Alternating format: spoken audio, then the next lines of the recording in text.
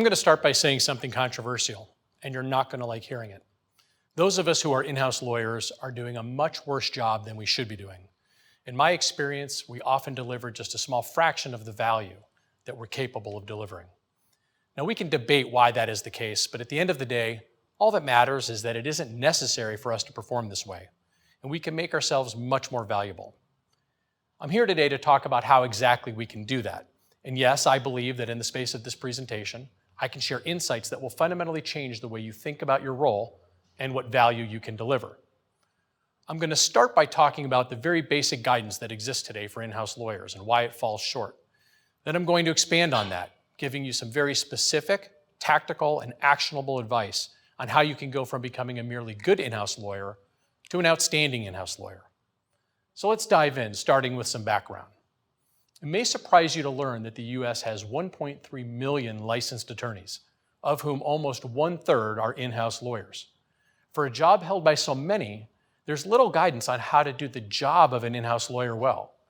Most of the articles talk about how to succeed as an in-house lawyer with respect to navigating office politics or moving up in the organization.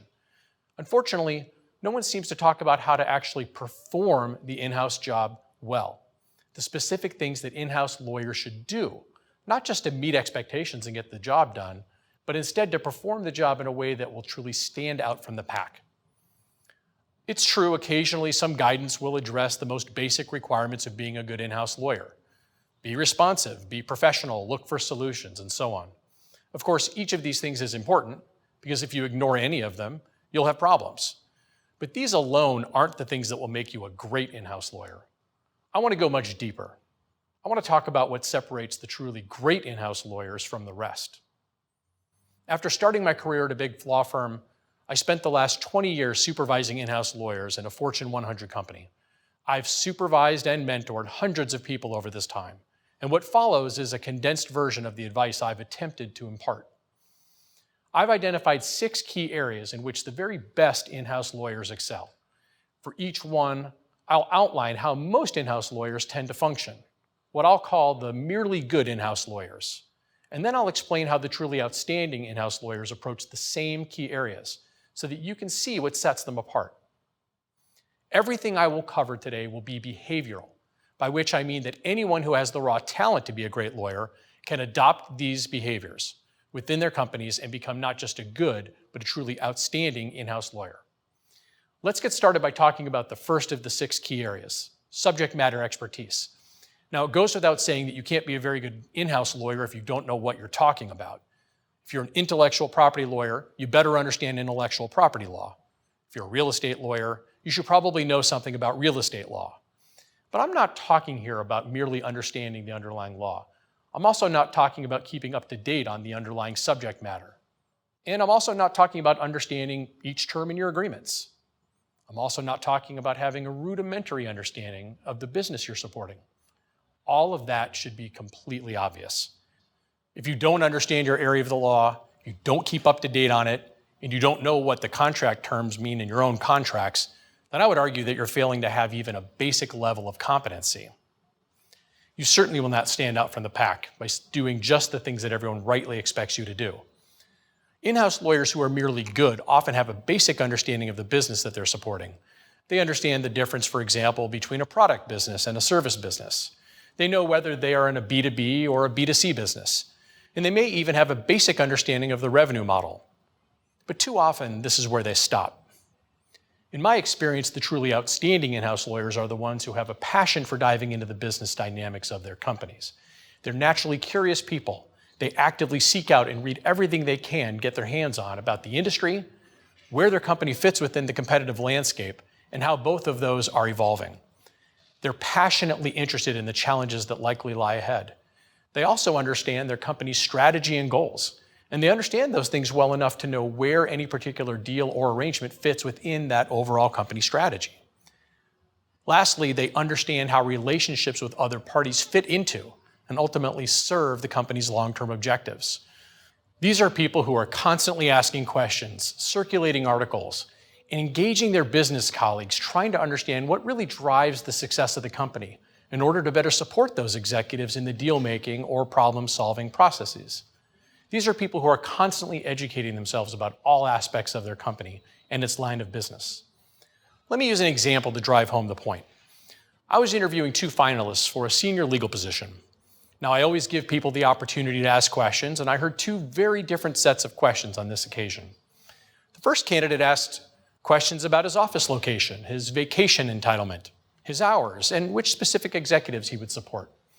Now, those were all fair questions, and the answers could definitely affect the quality of one's experience, and therefore affect the desirability of the job. But these questions didn't need to be asked necessarily of me as the final decision maker. They could have been asked of anyone on my team. They could have been asked of human resources.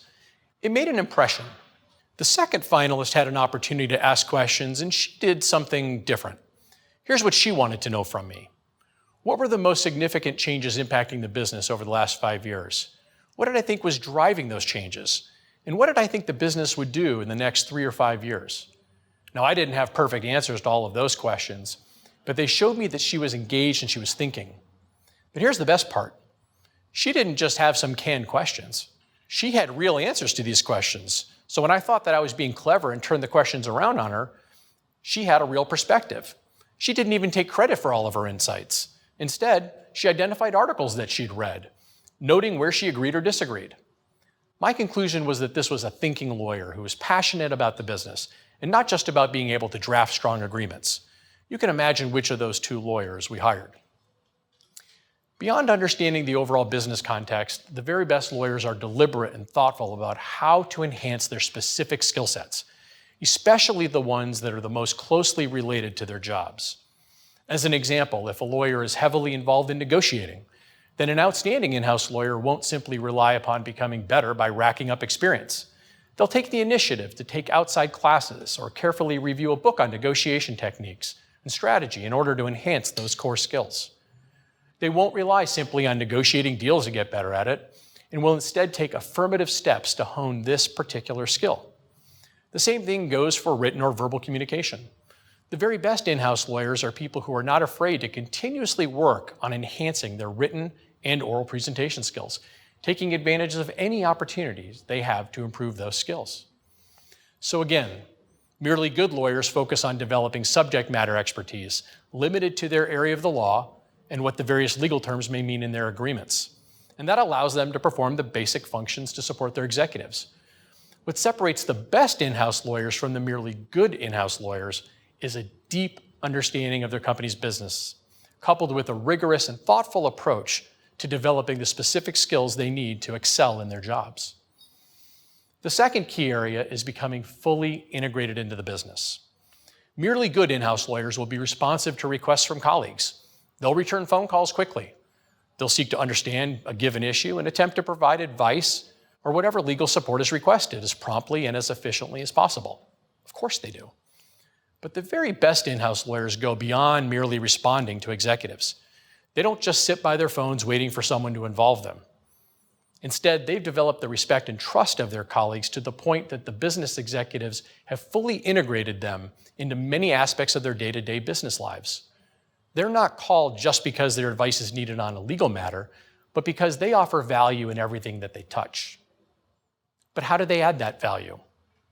The answer is that they find ways to take problems and projects off their colleagues' desks. They suggest new ways of thinking about problems, new solutions, new perspectives, all with the objective of advancing the conversation and driving it toward resolution within the company. These are people who can make sense out of chaos. They can come up with alternative paths and then narrow them down, reducing the options. And they do this by applying a combination of good legal judgment, business judgment, logic, organizational skill, interpersonal skills, and just plain common sense to help arrive at the best alternative to recommend to senior managers. Perhaps most of all, the very best in-house lawyers always go beyond the initial assignment, which was probably presented in narrow terms anyway, and they help try to resolve the underlying issues. The best in-house lawyers are also not afraid of math. They understand their company's finances. They know how changes in prices or deal terms can impact the P&L. For instance, you don't have to be able to calculate net present values, but you do need to understand what discount rates mean and the time value of money. Your business colleagues will be impressed and will involve you in more discussions than they would merely good lawyers, whose eyes often gloss over when numbers are discussed, often even joking about that in the process. The best in-house lawyers make it their goal to understand all aspects of their company's business. They learn who are the customers, who are the vendors, the suppliers, the competitors, even the stockholders. They understand how their company makes money and the economic pressures it's facing. They follow their industry in the press as much or more than they follow legal developments. Having acquired such business knowledge, the very best in-house lawyers go beyond and volunteer additional ways they can be helpful. What are some of the ways they do this? And how do they find ways to add value? Well, here's an example. I told a few people on my team that I was heading into an important meeting with one of our newest senior executives. One person nodded and said that she was available if I had any questions beforehand. How nice, I thought. Another person called me before the scheduled meeting to see if I needed any updates before heading into the meeting, and since I didn't know which areas required an update, I couldn't articulate any questions for him at that point. I'm sure he thought he went above and beyond by calling me, but it wasn't actually that helpful. Let's compare these lawyers to a third one. She sent me a short note that identified the most pressing deals in her area. She identified the most important open points in each one of those deals, and she attached a couple of charts illustrating the landscape of deals in her area so that I could quickly get a snapshot of what market terms look like and where the open deals fell within those market terms. I printed her note and the cheat sheet, marked them up, and entered my meeting feeling completely prepared and deeply appreciative of the third in-house lawyer who had taken the 20 to 30 minutes needed to go the extra mile. Sometimes it is as simple as providing a short written summary or a cheat sheet for an executive that wasn't requested but might prove helpful. Other times it may be offering to take a more holistic look at a recurring issue or problem and volunteering to come up with a better approach. The key here is to put yourself in the executive's shoes and ask what you can do to make that person's job easier. These are the most common behaviors I found in the very best in-house lawyers. Your business colleagues will go out of their way to include people who do this, which will give you the opportunity to do more to add value and to work on more exciting challenges. The next area is truly partnering with executives. It is, of course, true that in-house lawyers have an important role to play in making sure that business is conducted legally, ethically, and appropriately. But sometimes in-house lawyers take this so far that they become excessively conservative, mistaken in the belief that their only job is to reduce or even eliminate risk. Proposed projects that involve any measure of risk are shot down with little or no explanation, and that is incredibly frustrating to your business clients. Ideally, an in-house lawyer will offer solutions to accomplish a business person's objectives. They'll propose alternative paths and methods so that the lawyers are not preventing the business from moving forward, but are instead providing advice on how the business can move forward without taking undue risk. This can sometimes lead to a natural conflict of interest. The business person is incentivized to generate a business result, typically measured by additional revenue, lower costs, or something else of strategic value. An in-house lawyer may believe that he or she is primarily concerned with avoiding an embarrassing mistake, in which case preventing certain projects from going forward may seem like an easy way out. The problem, of course, is that the lawyers who are identified as business killers do not have a long-term future with their business executives, and they're relegated to more routine or even boring matters. Eventually, business colleagues may just stop calling, may stop including people who seem to say no all too often. The way to break through this is to try to align your interests as much as possible. Sometimes that may mean saying to an executive, I understand how important this project is to you, and I'm going to do everything in my power to help you get it done. Then, an outstanding in-house lawyer will come up with ways to get a project done at an appropriate level of risk, understanding that very few steps involve a total elimination of all risk. A truly outstanding in-house lawyer does not give a business colleague the impression that they're on opposite sides, such as by sending lengthy CYA emails.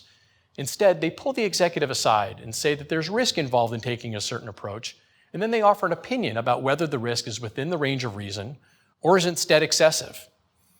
Some business executives, I feel, live in fear that they're somehow being set up by in-house lawyers who are busy writing internal emails, identifying every potential risk in a project, just so that if something does go wrong, they can point to the list and blame the executives.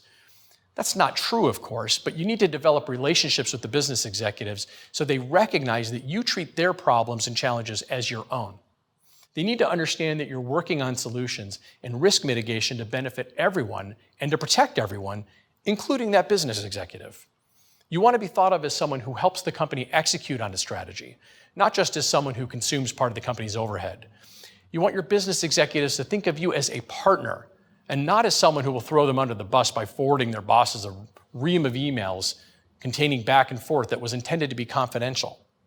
Coming up with problems is easy, but that doesn't help the company. Finding a way to say yes does help the company.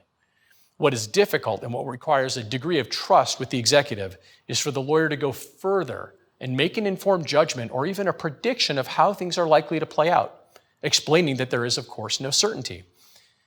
If you think about it, this is what business executives are forced to do every day. They look at a situation, they make predictions about how certain actions will or will not unfold in the marketplace. An in-house lawyer who's so cautious and conservative that they never make predictions drives a wedge between the lawyer and the business executive, who doesn't have the luxury of simply looking at the state of the law, identifying every problem and issue, and just throwing their hands up. Everything that business executive does requires judgment about the future, and the more an in-house lawyer can join in exercising judgment in an informal way, in discussions with the business executive, the closer that relationship will be. Develop your skills and a deep understanding of the business so you will have the confidence to enable you to be comfortable making judgment calls and even predictions where appropriate. Just to be clear, there are many times where you must tell business executives no.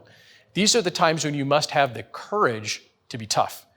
If you reflect seriousness and intelligence, you will command the respect of others, including the most senior executives and board members. You must have gravitas and presence to stand up to the boss and push back when you're convinced that the only way to proceed in a given situation is to say no. And you must do that gracefully so that your position is made clear and no one is embarrassed in the process. Another key area is anticipating issues.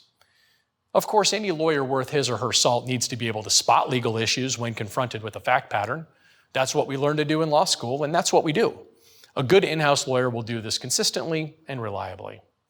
But a truly exceptional in-house lawyer will do more. Not just spotting legal issues and business issues once they have already arisen, but by anticipating that certain issues are likely to arise and helping executives to plan for them. This requires a skill known as pattern recognition, and it allows lawyers to predict what challenges and problems may arise in the future so that their current advice can take those likely events into account. The ability to recognize patterns requires an understanding of your company's business context and its legal, economic, and political pressures. How do you gain such an understanding? You need to become a subject matter expert who fully understands the business and partners with one's executives. I'll share an example of this that I found particularly impressive. One of our senior lawyers came and asked to take responsibility for a new kind of agreement that was cropping up in our industry. Several members of my team had handled that kind of an agreement, but this lawyer thought that there might be value in having a single person handle all of them in order to see enough examples that we could understand the patterns that were emerging from the negotiation and eventually the deals that resulted. Now, I wasn't convinced at first that we needed to consolidate this work, but this senior lawyer came back to me in a couple of weeks with the 2-page document she'd created. She explained that she had spoken to her colleagues, she'd collected their experiences, she'd even called a couple of our outside law firms and tried to round out her perspective on it. She then handed me a table that listed the most critical issues in these new agreements. She identified the different versions of each of these terms we had seen in each of these different agreements, and then she identified the factors that seemed to drive when we did or did not have the leverage to get different versions of those terms. She also included a recommendation for the sequence in which we should negotiate these terms. It was an outstanding display of initiative, but more than that, it was an excellent display of anticipating issues by reflecting on patterns and how these issues had actually arisen and how they had actually been resolved in this new kind of agreement. So, how do we get better at anticipating issues? That sounds hard. Well, other than simply spending more time in the saddle, as they say, you can make a conscious effort to take a broad view of how a particular legal matter is unfolding. I believe you can sit down and you can observe and write down the patterns that seem to be emerging.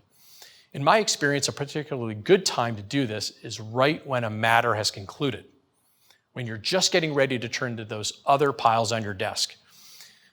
I understand it never seems that there's enough time to do this, but if you can take just 15 minutes to review how that matter unfolded, you can generate enormous learnings that can be immediately applied to other matters. When you start a new deal or face a problem that's similar to one from before, review your files for a moment. Review your contracts from prior matters. If you have lists of issues that are typically arising, keep those as living documents. Augment those issues lists that you've developed previously so that your energy is focused on creating new ideas to address the new situation rather than trying to remember or recreate earlier ideas and issues. Being ready in this way will help you provide better service to your clients the next time an executive asks you for help with a new deal.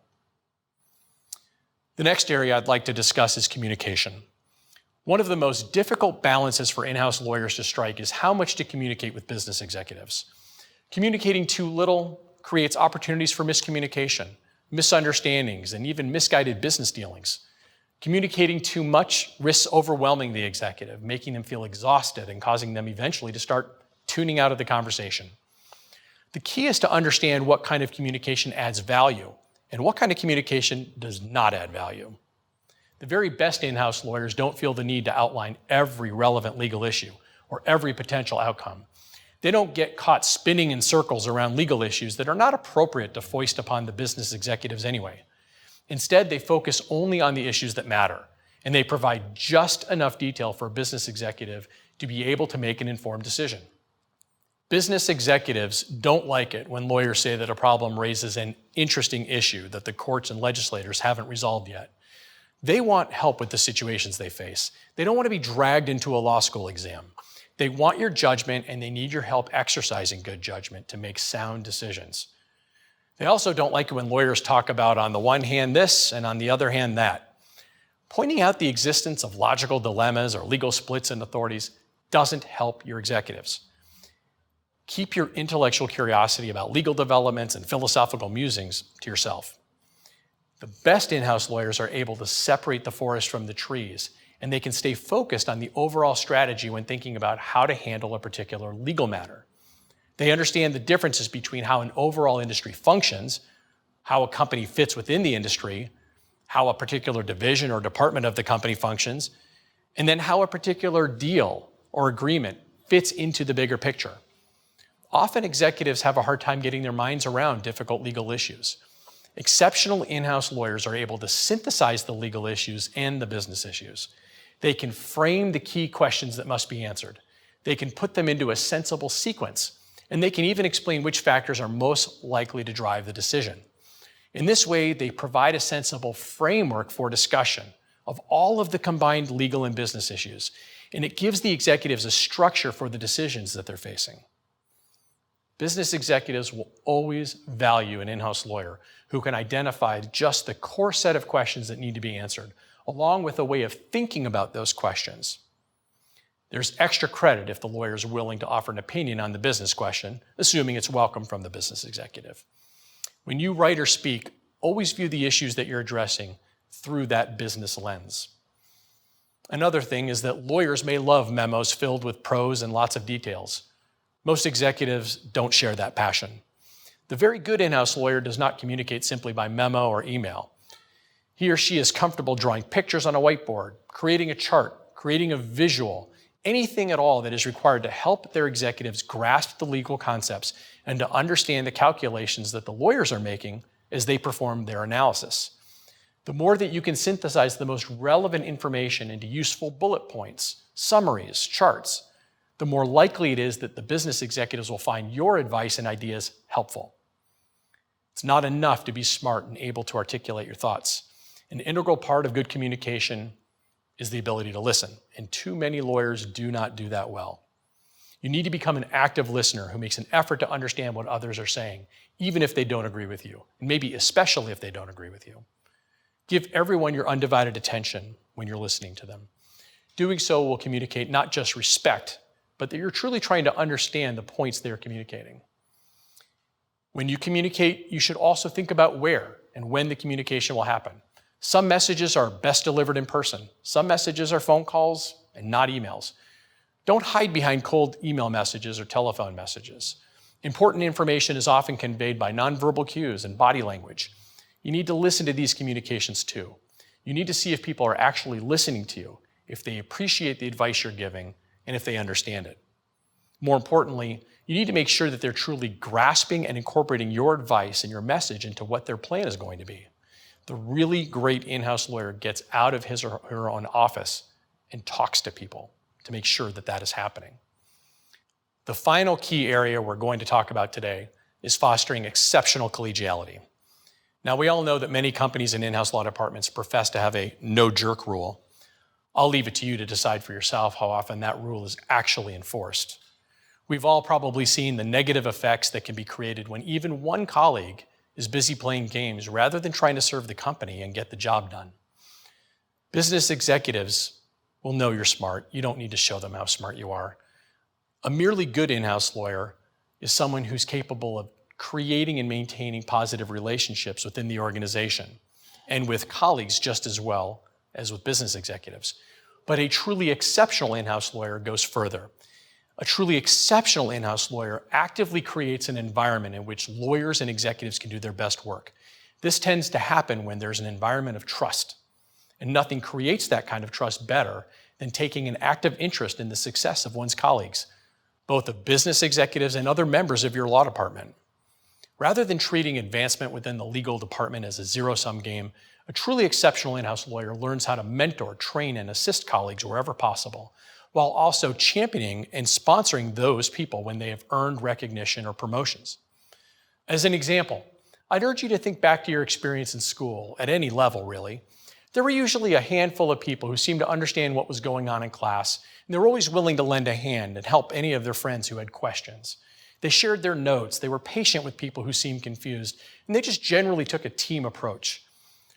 Perhaps you saw this conduct and felt that it was somehow naive, particularly in a competitive environment, but my own sense is that the people who were able to teach the material often did the best because teaching drove home the lessons as much as any review might have done.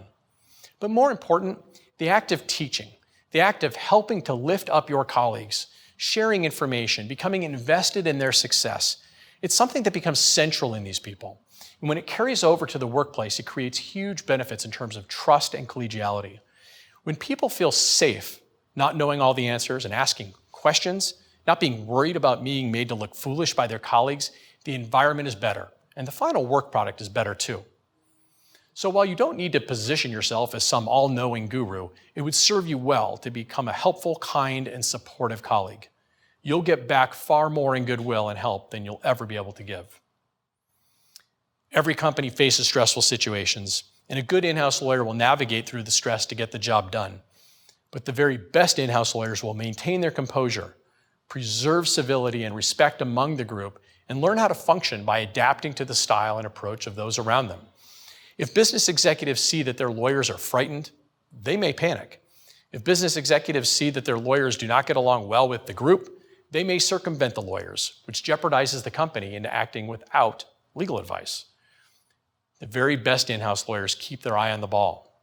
And rather than feel the need to win an argument or issue, they stay focused on what the company's trying to accomplish and how best to get there. You could be much more than a good in-house lawyer.